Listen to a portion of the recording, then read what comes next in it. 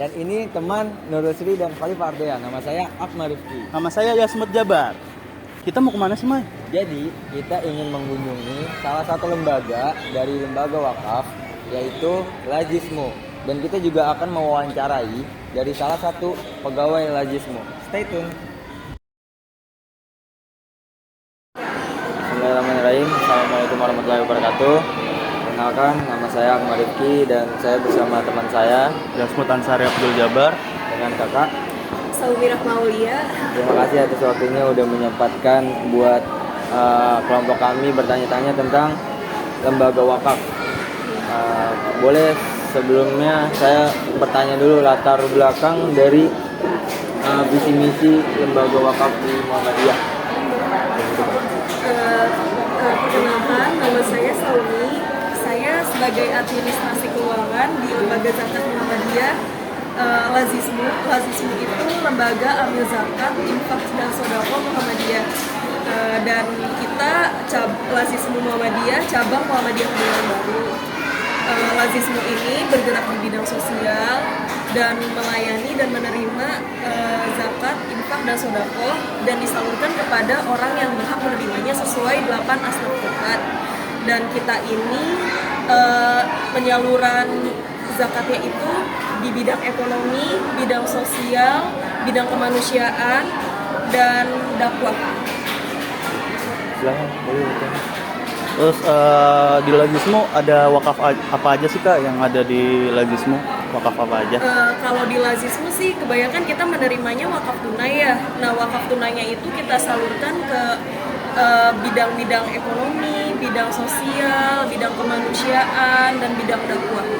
Dan untuk saat ini kita saat tahun 2020 kita menerima wakaf tanah, dan itu melalui pimpinan cabang Muhammadiyah Kebayoran Baru. Dan wakaf tanah tersebut kita bangun rumah yatim dan tahfiz Muhammadiyah yang berada di Legoso.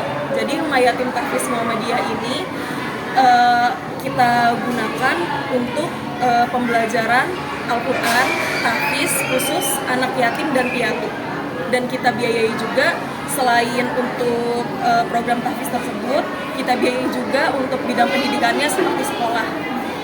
Oh, mungkin saya sedikit mau singgung sedikit terkait sejarah dari Lajismu gitu.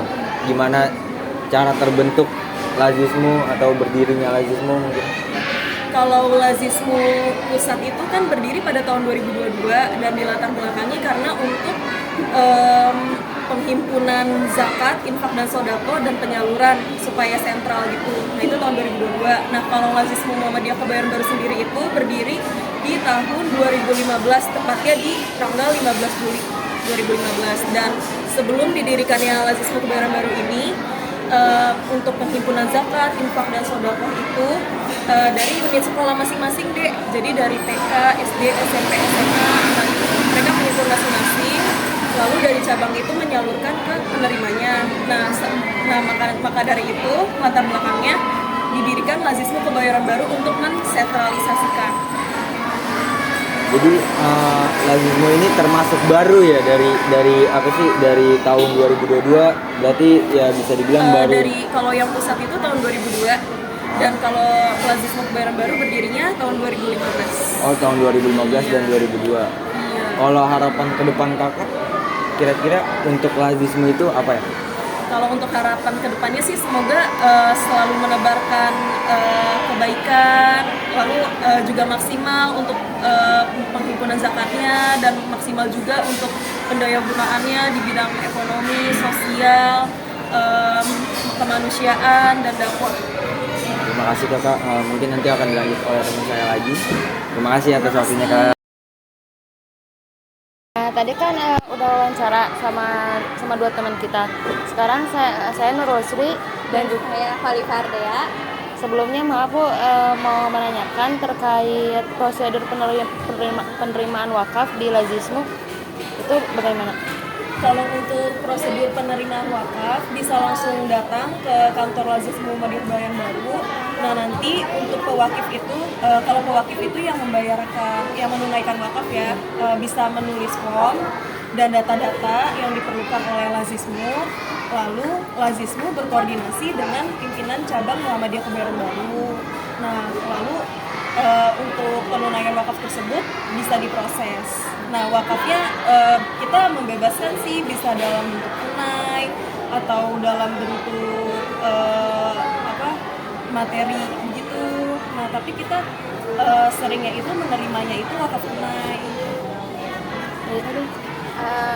Aku izin nanya lagi Kak, kan tadi udah proses penerimaan wakafnya ya. Kalau sekarang itu aku mau nanyanya kayak lembaga ini itu wakafnya itu pakai menggunakan prosedur akuntansi yang berlaku atau tidak? Kalau di sini sih kita masih sederhana sih, belum yang ibaratnya belum yang akuntansi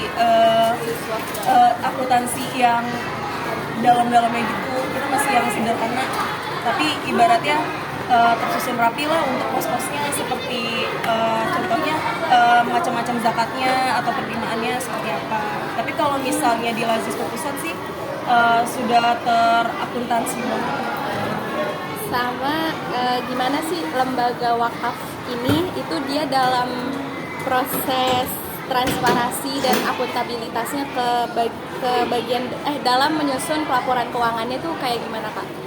Kalau untuk penyusunan pelaporannya kita masih yang manual ya, untuk pemasukan misalnya dari pos zakat apa, pokoknya macam-macam yang zakat gitu, apa wakaf atau infak. Terus pengeluarannya juga kan sesuai pos yang asnaf-asnaf gitu. Kalau kita sih sementara masih itu. Nah, kalau yang untuk supaya transparansi ya, kita setiap bulan itu ada stok opnam. Jadi stok opnam itu pemeriksaan pelaporan keuangan dari bendahara cabang Muhammadiyah Kebayoran Baru itu setiap bulan. Nah, lalu setiap periode tertentu seperti 6 bulan sekali atau 1 tahun itu yang rutin itu kita suka diminta laporan dari pusat. Nah, yang supaya jadi akuntabel itu nanti disusunnya laporannya dari Lazismu Pusat. Oh, berarti dari pusatnya ya Kak? Iya, yang akuntabel. Udah sih Kak, seperti itu aja pertanyaan dari kami berdua.